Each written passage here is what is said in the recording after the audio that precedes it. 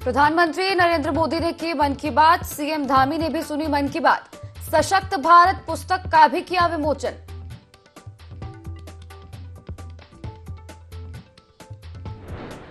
भ्रष्टाचार पर धामी सरकार ने की सबसे तेज और बड़ी कार्रवाई। 2.5 साल में 40 भ्रष्टाचारियों को पहुंचाया जेल। 23 साल में 10 मुख्यमंत्रियों में भ्रष्टाचार पर कार्रवाई करने में धामी सबसे आगे।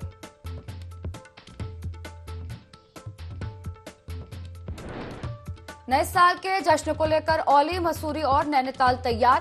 होटल हुए फुल, अब बर्फबारी का इंतजार।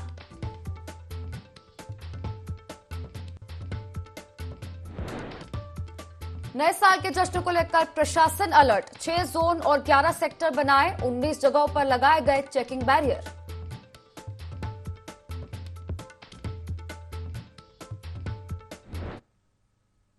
नमस्कार, देवभूमि लाइव में आप सभी का बहुत स्वागत है और मैं हूं आपके साथ दिशा। अब हेडलाइंस के बाद सीधे खबरों का रुख करेंगे। खबर देहरादून से है, जहां प्रदेश के मुख्यमंत्री पुष्कर सिंह धामी ने प्रधानमंत्री नरेंद्र मोदी के मन की बात का 108वां एपिसोड सुना। आपको बता दें कि इस दौरान मुख्यमंत्री पुष्कर सिंह धामी ने पुस्तक का विमोचन भी किया और कहा कि प्रधानमंत्री नरेंद्र मोदी के नेतृत्व में संस्कृति और विरासत से जुड़ी हुई हर चीज को मन की बात कार्यक्रम से आगे लाने का प्रयास किया जा रहा है। उन्होंने कहा कि भगवान राम का भव्य मंदिर बनकर तैयार हो चुका है, जो कि समस्त राम भक्तों के लिए दीपावली है और सभी देशवासी इस पल के साक्षी बनेंगे।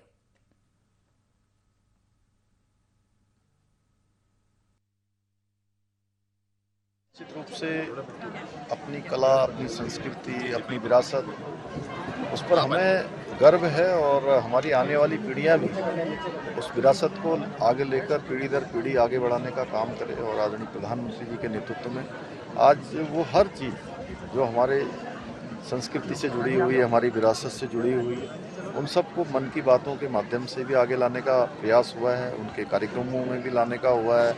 आज़ादी का जो अमृत महोत्सव माननीय प्रधानमंत्री जी के नेतृत्व में देश की आज़ादी के 75 वर्ष हम सब लोगों ने जिसका उत्सव मनाया है, उसमें भी उन्होंने किया है। और आज भगवान राम का भव्य और दिव्य मंदिर बनकर तैयार हो रहा है।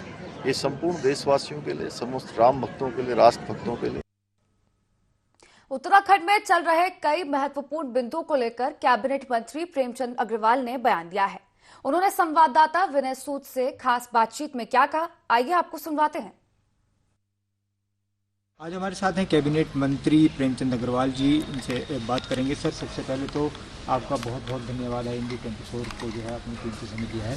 सर, आपसे जानना चाहेंगे कि जिस तरह से जो बजट सत्र होना है उसके लिए सरकार की तैयारी है और जनता से भी जो है सुझाव मांगे गए हैं, तो किस तरीके से सर इसको देखते हैं, कब तक ये सत्र रखा जाए? देखिए, सबसे पहले तो बजट किसी भी सरकार का बहुत महत्वपूर्ण एक अंग होता है और मुझे सौभाग्य प्राप्त हो रहा है कि तीसरी बार मुझे अपनी इस सरकार का बजट रखने का मौका मुझे मिल रहा है और बहुत जल्द हम बजट सत्र बुलाएंगे। जहाँ तक सुझाव मांगने की बात है, तो जब मैं पहला बजट यहाँ दे रहा था, दूसरा बजट दे रहा था, तब भी हमने जनता से पूरी तौर पे उनके सुझाव हमने मांगे थे और हम लोग इस बार भी हमने जनता से आग्रह किया वो अपने महत्वपूर्ण सुझाव या जिस प्रकार के भी उनके मन में भाव है बजट को लेके वो हमें दे सकते हैं। इसके लिए हमने ईमेल और व्हाट्सएप नंबर सब कहा है, दिए और 10 जनवरी तक हमने इससे सभी से आग्रह किया कि अपने जो भी अपने बहुमूल्य सुझाव वो दें। उसके बाद फिर हम अपने तमाम जो हितधारक हैं, स्टेक होल्डर्स हैं, उनसे संवाद करेंगे। मुख्यमंत्री से आग्रह किया है कि वो उन दोनों गढ़वाल में भी और कुमाऊं में भी अपनी उपलब्धता के हिसाब से समय दें, ताकि हम उनके समक्ष तमाम हितधारकों से, जैसे हमने पहले भी बातचीत की, इस बार फिर बातचीत कर सकें। तो ये बजट पूरी तौर पे मैं कह सकता हूँ जनता का बजट होगा, ताकि जनता की बात भी हम इस बजट सत्र में समाहित कर सकें, बजट में समाहित कर सकें और फिर बहुत जल्द हम इस सत्र में लाके उसको हम जनता के बजट को प्रस्तुत करें। सर, लोकसभा का जो चुनाव है वो भी नज़दीक है, ऐसे में पार्टी की तैयारियां बहुत तेज़ी से चल रही हैं, तो सर इसको किस तरीके से आप देखते हैं? क्योंकि जो 5 सीटों पर यहाँ पर जीत दर्ज होनी है और बीजेपी की तैयारियां चल रही हैं, किस तरीके से सर इस पर देखते हैं आप, क्या कहेंगे सर? हमारे राज्य में 5 लोकसभा की सीटें हैं। 2014 में भी 500 सीटें भाजपा की झोली में आई थी। 2019 में भी 500 सीटें फिर जनता के आशीर्वाद से भारतीय जनता पार्टी की झोली में आई।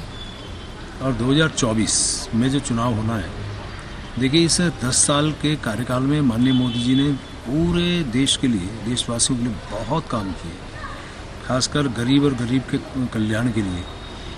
और उनका एक ही ध्येय है, सबका साथ, सबका विकास, सबका विश्वास और सबका प्रयास।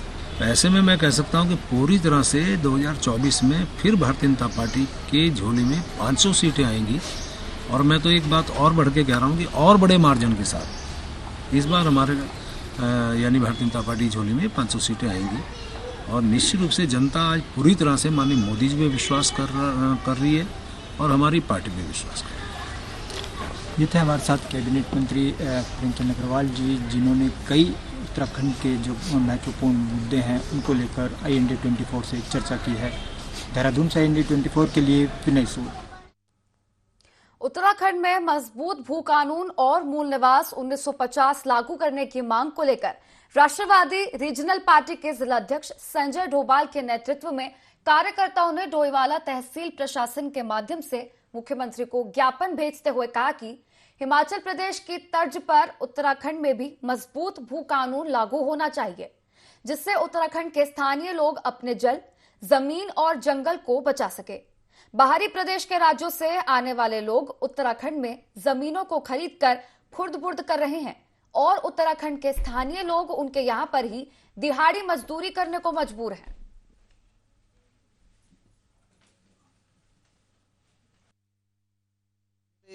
उत्तराखंड में जो भूमि क्रय विक्रय का जो नियम है या प्रथा चल रही, वो यहाँ के निवासियों के लिए उपयुक्त नहीं है। सब बाहर के आते हैं और यहाँ के लोग बेरोजगार होकर के उन अपनी भूमि को तो बेचेंगे, वो फिर उसी भूमि पे वो नौकरी करेंगे। और जब वहाँ नौकरी नहीं मिलेगी तो बाहर जा रहे हैं होटलों पे, तो अपनी जगह पे उनको कुछ नौकरियां मिल जाए, रोजगार मिल जाए तो सबसे अच्छा है। इच्छा शक्ति दिखाओ, भूमि मत बेचो। और भूमि मत बेचने की वजह से आप लोग अपने पैरों पे खड़े हो जाएं, रोजगार के लिए खड़े हो जाएं, रोजगार देने के लायक बन जाए, लेने के लायक नहीं, देने के लायक। वो दिया। हमारा सबसे बड़ी डिमांड ये मांग कि हमारा भू कानून लागू होना चाहिए 1950, और हमारी जमीन जायदाद सब सुरक्षित रहना चाहिए, और हमारा ये 10% क्षति जो भी है ये भी हमारा लागू होना चाहिए। जी, हम चाहते हैं कि हमारे जैसे हिमाचल में है भू कानून, वैसे हमारे भी उत्तराखंड में भू कानून होना जरूरी है। और हमारी एक ही मांग है, भू कानून 1950 लागू हो। हमारे उत्तराखंड के जो मूल निवासी लोग हैं, उन्होंने अभी पूर्व में रैली निकाली थी। इस संदर्भ में ये है कि जो भू कानून है 1950 ये लागू किया जाए। और जो दूसरा, जो हमारे जो स्वतंत्रता सेनानी हैं, जिनको ये आंदोलनकारी, राज्य आंदोलनकारी है, इनको जो 10% क्षेत्रीय आरक्षण की उन्होंने मांग की थी, जो कि कोर्ट से भी आदेश हुआ है, लेकिन अभी तक ये लागू नहीं हुआ। सीमांत प्रखंड जोशीमठ के जागरूक किसान इन दिनों अपनी रबी की फसल के बचाव को लेकर प्रधानमंत्री फसल बीमा योजना करा रहे हैं, जिसमें किसान सेब, आड़ू, कीवी, संतरे सहित अन्य फसलों का बीमा CSS सेंटरों के माध्यम से करा रहे हैं। लेकिन महज 3 दिनों के समय में करीब 60 ग्राम सभा के ग्रामीणों को अपनी फसल का बीमा कराने जोशीमठ आना पड़ रहा है, जिसके चलते अब किसान PM फसल बीमा योजना की अंतिम तिथि को 31 दिसंबर से आगे बढ़ाकर 7 जनवरी 2024 कराने की मांग कर रहे हैं।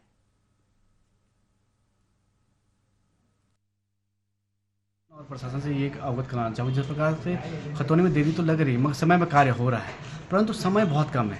ये 3 दिन का समय दिया है और फसल बीमा जो योजना चल रही है भारत सरकार की, उनका धन्यवाद करता हूँ। परंतु हम शासन और प्रशासन से ये अवगत करना चाहते हैं कि सरकार से गुजारिश करके ये 3 दिन का समय बहुत कम है, क्योंकि हमारा दूरस्थ क्षेत्र है और लोग दूर दूर गाँव से आ रहे हैं और काफ़ी समय लग रहा है। मैं सरकार से ये गुजारिश करना चाहता हूँ कि इसका दिन बढ़ाकर या 4-5 तारीख तक कर दिया जाए, जिससे कि ग्रामीण जो दूरस्थ गाँव के लोग हैं उनको आसानी हो, क्योंकि आजकल बर्फबारी का समय भी है और एक फसल बीमा के चक्कर में लोग काफ़ी होड़ लगी हुई है और हर CSC सेंटर में लगभग 150-200 लोग से अधिक लोग खड़े हुए हैं। और मैं सरकार से गुजारिश करना चाहता हूँ 31 तारीख का जो डेट दिया है उसको बढ़ाकर 7 तारीख तक कर दिया जाए, जिससे ग्रामीणों को इसमें फायदा। देहरादून में नए साल के जश्न के बीच 31 दिसंबर की रात को हुड़दंग मचाने वाले और नशे में वाहन चलाने वालों पर परिवहन विभाग सख्ती बरतने की तैयारी में है, जिसे लेकर परिवहन विभाग ने चेकिंग के लिए 8 टीमों का गठन किया है। इस बात को लेकर देहरादून के आरटीओ शैलेश तिवारी ने कहा कि सिर्फ रात ही नहीं बल्कि दोपहर के वक्त भी परिवहन विभाग की टीमें अलर्ट रहेंगी, जिसमें बाइक स्क्वाड, इंटरसेप्टर और सचल दल की गाड़ियां सड़कों पर मौजूद रहेंगी। साथ ही साथ उन्होंने पर्यटकों से निवेदन करते हुए कहा कि नए साल के हर्षोल्लास के बीच शराब पीकर गाड़ी ना चलाएं और यदि शराब का सेवन कर लिया हो तो अपने परिजन या दोस्तों को वाहन चलाने दें। क्या होता है, कई बार जो 31 और 1 जनवरी का समय होता है उसमें लोग घरों से बाहर निकलते हैं और कई बार शराब पी के गाड़ी चलाने की शिकायत भी मिलती है, ओवर स्पीडिंग की, रैश ड्राइविंग की, और कई बार रोड पे खड़े होकर ट्रैफिक को फ्लो को रोक देना, वहाँ पार्टी करना। इन सब चीज़ों को ध्यान में रखते हुए परिवहन विभाग सजग है और 31 के पूरे दिन और शाम को हम लोगों ने अभियान चलाने का निर्णय लिया है। हमारी टीमें रहेंगी, 7-8 टीमें हमारी हैं, हमारे बाइकर स्क्वाड भी हैं, हमारे इंटरसेप्टर हैं, हमारे जो सचल दल हैं, ये सब गाड़ियां रोड पे रहेंगी और हम लोग इसमें कार्रवाई करेंगे। और आपके माध्यम से मेरा अनुरोध है सभी लोगों को जो यहाँ टूरिस्ट हैं चाहे यहाँ लोकल हैं कि 31 और 1 का आप लोग बड़े मनोयोग से आप मनाइए, इसको कोई दिक्कत नहीं है, हर्ष और उल्लास से मनाना चाहिए, लेकिन इसमें आपको ट्रैफिक के नियम और जो नियम कानून है उसको पालन करना जरूरी है। डोईवाला के लच्छीवाला फ्लाईओवर पर 2 कारों की आपस में जोरदार भिड़ंत हो गई। हादसे में कार सवार लोग घायल हो गए, जिन्हें उपचार के लिए अस्पताल भेजा गया है। बताया जा रहा है कि गलत साइड से आई मारुति कार दूसरी कार से भिड़ गई। हादसे के बाद पुलिस मौके पर पहुंची और घायलों को उपचार के लिए अस्पताल भेजा गया।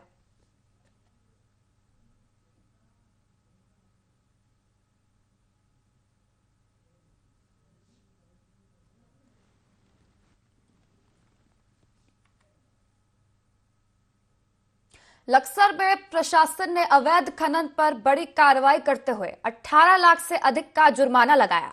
एसडीएम के मुताबिक 28 दिसंबर में टांडा महतौली क्षेत्र में अवैध खनन की सूचना पर कार्रवाई को अंजाम दिया था और अवैध खनन पर जांच में करीब 6100 घन मीटर अवैध खनन की पुष्टि पाई गई। एसडीएम ने जिला मुख्यालय को इसकी रिपोर्ट भी भेज दी है। वहीं राजस्व विभाग अन्य जगहों पर भी अवैध खनन की लगातार शिकायतों के बाद जांच कर रहा है।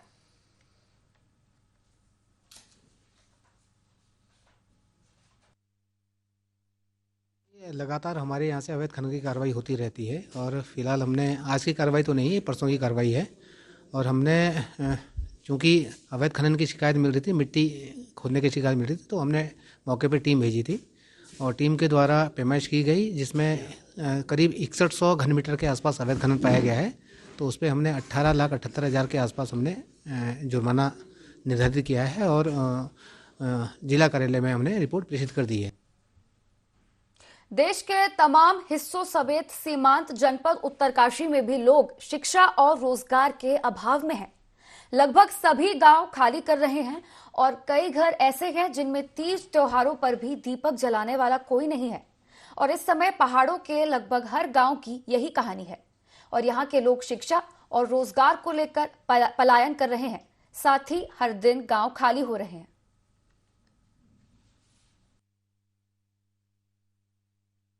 बस हमको तो बहुत बढ़िया रोजगार भी मिली, बस हमारा लड़कुन यू खोली तो बहुत बढ़िया करी। आज 2-3 कट्टा छोड़ा एक आदमी, सुबह 8 बजे भी टाइम शाम 5 बजे। हमें बहुत अच्छा रोजगार मिल रहा है यहाँ पे और सभी माताएं यहाँ पे आई हैं।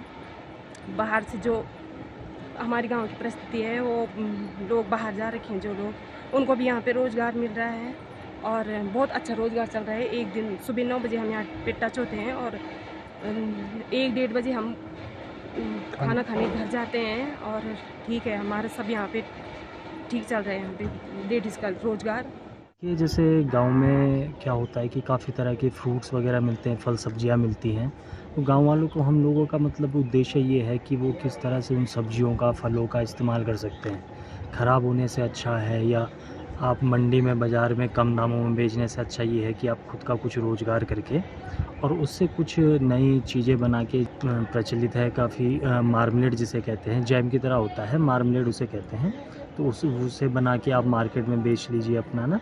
फूड प्रोसेसिंग में जिसका लगभग 10 साल का, ये 20 साल का जो है अनुभव है, तो हम पूरी एक टीम वर्क में हम लोग काम कर रहे हैं।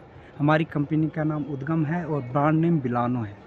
अब जहां लोग टॉप्स का या डाबर का जैम सॉस खाते थे, आज हमारा घर पे ही जो है बिलानो ब्रांड नेम की से जो है sauce, green chilli sauce, red chilli sauce, jam और जूस, माल्टा जूस, ब्रांच जूस आदि जो है आदि उत्पाद तैयार हो रहे हैं।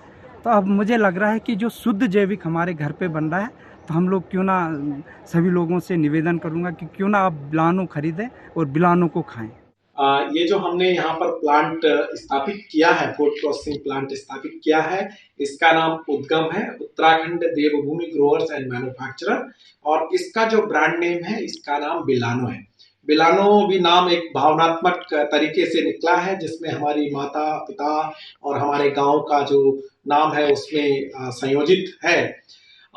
इस प्लांट को स्थापित करने का मात्र ये ध्येय है कि हम अपने क्षेत्र में एक स्वरोजगार को स्थापित कर सकें और जिससे जो पलायन रूपी जो महामारी है उसका जड़ से उन्मूलन कर सकें। जनपद उत्तरकाशी का सुदूरवर्ती क्षेत्र गाजना, वहाँ का एक गांव है गुरसाड़ा। पहले इस गांव में जो है 99% लोग जो हैं उन्होंने यहाँ से पलायन कर लिया था, लेकिन स्थानीय जो युवा है उन्होंने एक यहाँ पे नई पहल की है और यहाँ पे आप देख सकते हैं कि यहाँ पे जो लोग हैं वो जो है यहाँ पे जो है स्वरोजगार के तौर पे जो है यहाँ पे आज काम चल रहा है माल्टा का जूस बनाने, क्योंकि माल्टा इस क्षेत्र में बहुत ज़्यादा होता है। साथ में जो भी लोकल प्रोडक्ट होते हैं उत्तराखंड के अंदर, उन प्रोडक्टों को उद्गम नाम से इन्होंने एक समूह बनाया है, जो कि यहाँ पे स्थानीय लोगों को भी जो है रोजगार के साथ साथ जो है यहाँ पे जो है स्वरोजगार दे रहा है। साथ ही साथ जो है जो यहाँ के जो लोकल प्रोडक्ट हैं उसको पूरे भारतवर्ष में जो है पहुँचाया जा रहा है। साथ ही साथ मैं बात करूँगा इन कंपनी के जो ओनर है, उन्होंने जो है इस कंपनी को बनाने में जो है यहाँ के जो स्थानीय लोग हैं उनके बारे में सोचा है और यहाँ के जो स्थानीय लोग हैं उनको जो है घर बैठे जो है स्वरोजगार मिल रहा है। दीपक नोटल, ND24 उत्तरकाशी। जहाँ चाह वहाँ राह। उत्तरकाशी जनपद जो कि सीमांत जनपद है और यहाँ का अभी मैं खड़ा हूँ दूरस्थ क्षेत्र गाजना क्षेत्र के गोरसाड़ा गांव में। इस गांव में काफ़ी समय से जो है लगातार यहाँ से पलायन जारी था, लेकिन स्थानीय जो यहाँ के ग्रामीण है, वहाँ के तो कुछ युवाओं ने एक बहुत अच्छी यहाँ पे पहल की है। इन्होंने जो है ग्रामीणों को जो है गांव से जोड़ने के लिए यहाँ पे जो है स्वरोजगार के तौर पे यहाँ पे उद्गम नाम से है एक लोकल प्रोडक्ट की एक छोटी सी कंपनी शुरू की है, जिसमें कि जो है जो स्थानीय महिलाएं हैं उनको जो है स्वरोजगार के तौर पे जो है यहाँ पे जो है काम दिया जा रहा है। और आज मैं मान सकता हूँ कि इस गांव में जो है कम से कम 35% तक जो है रिवर्स पलायन हो गया, क्योंकि अब जो लोग जो है रोजगार के लिए बाहर जा रहे थे, धीरे धीरे जो लोग जो है गांव में आने शुरू हो गए। दीपक नोटल, ND24 उत्तरकाशी। खबर देहरादून से है, जहां मुख्यमंत्री पुष्कर सिंह धामी ने सभी प्रदेशवासियों को नव वर्ष 2024 की शुभकामनाएं दी हैं। आपको बता दें कि सीएम धामी ने उत्तराखंड के होटल और रेस्टोरेंट को 24 घंटे खोलने के आदेश जारी किए हैं, जिससे किसी भी पर्यटक को कोई परेशानी ना हो सके। नए वर्ष की शुभकामनाएं देते हुए सीएम धामी ने कहा कि सभी को नई उपलब्धियां मिलने के साथ ही सफलता भी मिले। प्रधानमंत्री नरेंद्र मोदी जी का नेतृत्व हमें लंबे समय तक मिलता रहे। जिस तरह से हमारा देश दुनिया की 5वीं अर्थव्यवस्था बन गया है, ऐसे ही आने वाले तीसरे टर्म में देश तीसरे नंबर पर आए, इसके लिए सभी को शुभकामनाएं।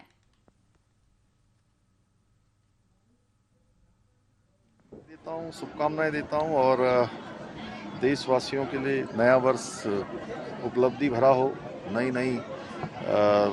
नई उपलब्धियां प्राप्त हों, सबके जीवन में सफलता प्राप्त हो, हर कोई निरोगी हो। हमारे प्रधानमंत्री जी का नेतृत्व हमको लंबे समय तक प्राप्त हो। देश दुनिया हमारा जैसे भारत आज दुनिया की 5वीं दुनिया की सबसे बड़ी अर्थव्यवस्था बन गया है। आने वाले उनके तीसरे टर्म में भारत तीसरे नंबर की अर्थव्यवस्था बनेगा। सबको शुभकामनाएं। गदरपुर थाना पुलिस ने अवैध असलहा बनाने वाली फैक्ट्री का भंडाफोड़ किया है। पुलिस ने मौके से एक आरोपी को गिरफ्तार भी किया है। साथ ही फैक्ट्री से एक देशी रिवॉल्वर, 2 देशी बंदूक, 12 कारतूस सहित असलहा बनाने के उपकरण बरामद किए हैं। एसएसपी उधम सिंह नगर मंजूनाथ टीसी ने बताया कि मुखबिर की सूचना मिली थी कि ग्राम आर्यनगर में खेत के किनारे कुछ लोग अवैध असला बना रहे हैं। सूचना के बाद कार्रवाई को अंजाम दिया गया।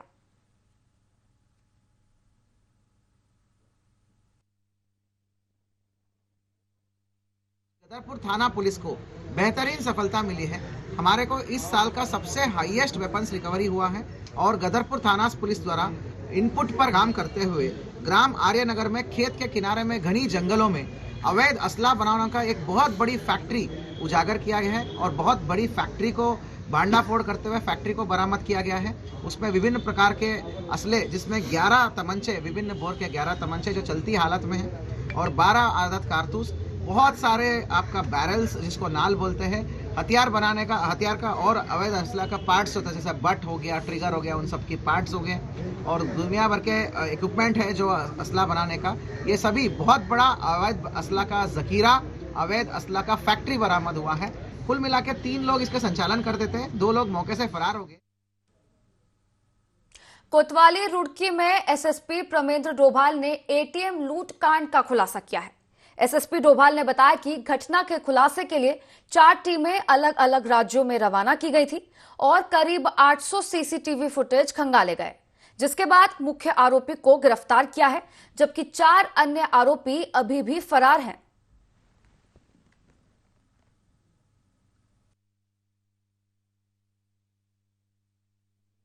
सिविल लाइन कोतवाली क्षेत्र में एक एटीएम को गैस कट मशीन से काट के वहां से एटीएम को उखाड़ के ले जाया गया था। उसके संबंध में पुलिस ने संज्ञान में लेते हुए अभियोग पंजीकृत किया था।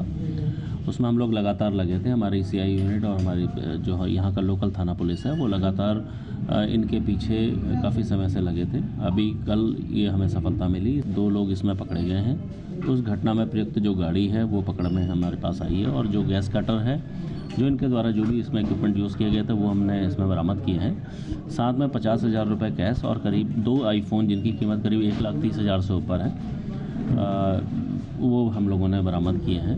तो जो टोटल पैसा हमें बरामद हुआ है और 4 अभियुक्त बाहर हैं उन पर भी हम लोग कार्य कर रहे हैं, जल्दी उनकी भी अरेस्टिंग के साथ और इसमें रिकवरी का परसेंट। तो इसी के साथ देवभूमि लाइव में फिलहाल इतना ही। आप बने रहिएगा IND24 के साथ। नमस्कार।